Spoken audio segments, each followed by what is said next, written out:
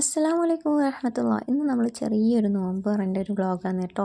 അപ്പം ഞാൻ പൊതുവെ ഇങ്ങനത്തൊന്നും ഇടലില്ല. അപ്പം ഇടാമെന്ന് വിചാരിച്ചിരുന്നു. അപ്പോൾ ഇന്നൊന്നുമല്ല ഉന്നക്കായാന്ന് ഉണ്ടാക്കുന്നത്. കായട എന്നൊക്കെ പറയും. ചില നാട്ടിൽ ഓരോ പേരാണ്. പക്ഷേ പഴം നല്ലതല്ല. ഇവിടെ സൗദിയിൽ നല്ല പഴം കിട്ടുന്നത് അപൂർവമാണ്. അപ്പം അങ്ങനെ ഒരു 4 പഴം കിട്ടിയാലും അങ്ങനെ ആക്കാമെന്ന് വിചാരിച്ചു. അപ്പം ഇങ്ങനെയാണ് ഞാൻ ആക്കൽ കേട്ടോ. നിങ്ങളിങ്ങനെ തന്നെ ആക്കൽ. എനിക്ക് വലിയ ഐഡിയ ഒന്നും ഇല്ലാത്തതാണ്. ഇങ്ങനെ ഈ ഒരു ഉണ്ടയാക്കി എടുക്കൽ വലിയൊരിതില്ല. ബാക്കിയൊക്കെ കുഴപ്പമില്ല. അപ്പം ഞാൻ ഇങ്ങനെയൊക്കെയാണ് ആക്കൽ. ഫസ്റ്റ് ചെറുതാക്കി. അപ്പം ടൈം തീരെയില്ല. 5:40 ആകുമ്പോഴേക്ക് ബാങ്ക് കൊടുക്കും. അപ്പോൾ പിന്നെ ലാസ്റ്റോട്ട് ഞാൻ കുറച്ച് വലുതാക്കാൻ തുടങ്ങി.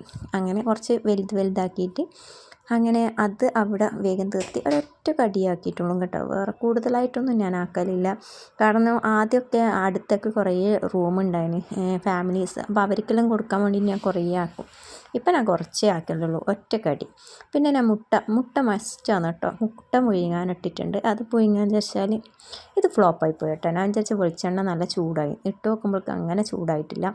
അപ്പോൾ പിന്നെ അടുത്ത കുറച്ച് ചൂടായതിന് ശേഷം പിന്നെ അങ്ങിട്ട് അപ്പം കുറച്ച് ഒരുമിച്ച് തന്നെ അങ്ങനെ വേഗമായി കിട്ടുമല്ലോ. അപ്പം ഞാൻ അങ്ങനെ കരിയിക്കലില്ല. കാരണം ജമ്മുവിന് ഹസ്ബൻഡിന് അത്ര വലിയ ഇഷ്ടമല്ല നല്ലോണം കരിയിക്കുന്നത്. അപ്പോൾ അതുകൊണ്ട് തന്നെ ചെറിയ രീതിയിൽ അങ്ങൊന്ന് വാട്ടിയെടുക്കുന്നതാണ്.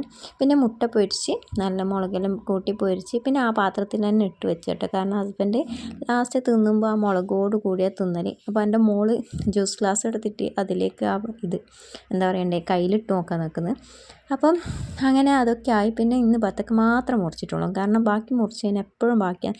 ഈ ജ്യൂസ് എന്താണെന്നറിയോ? ഷമാമ് ജ്യൂസാണ്. അപ്പോൾ ഷമാമോ എന്ന് ചോദിക്കും ഷമാമ് ഐസ്ക്രീമൊക്കെ ഇട്ട് കട്ടപ്പാലൊക്കെ ഇട്ട് അടിക്കുന്നത് നല്ല ടേസ്റ്റാണ് കേട്ടോ.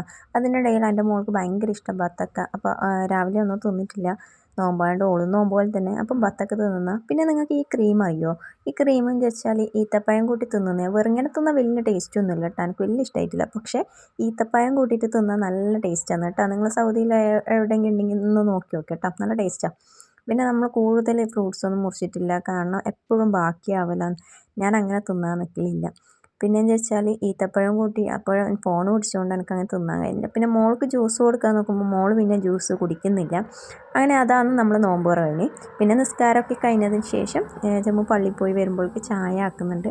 അപ്പോൾ ചായ കട്ടൻ ചായ അല്ല കേട്ടോ. ഞാൻ ഫോൺ പിടിച്ച് വയ്ക്കാൻ നോക്കുമ്പോൾ ഫ്ലോപ്പായി പോയി. പിന്നെ അതിന് ശേഷം അവിടെ വെച്ച് അപ്പം നമ്മൾ ചായയും ഉന്നക്കായും അങ്ങനെ നോമ്പ് മുറിച്ചതിന് ശേഷം നിസ്കാരമൊക്കെ കഴിഞ്ഞതിന് ശേഷമാണ് ഇത് രണ്ട് തിന്നൽ. അപ്പം ഇൻഷാ അല്ലാഹ് അത്രയേ ഉള്ളൂ. ബായ്.